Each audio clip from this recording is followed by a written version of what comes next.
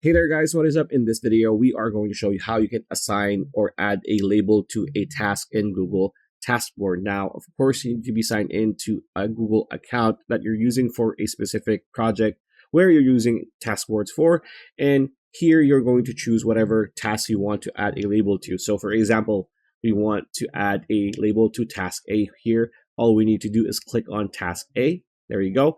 And a few new icons will be shown. So you have, add subtask, you have attach file, and then you have add date, which is the calendar, right? So here it says add label. This is the second option. All we need to do is click on add label like so. So if you're using Google TasksBoard for free, you can't really, add labels to your tasks, as you can see here.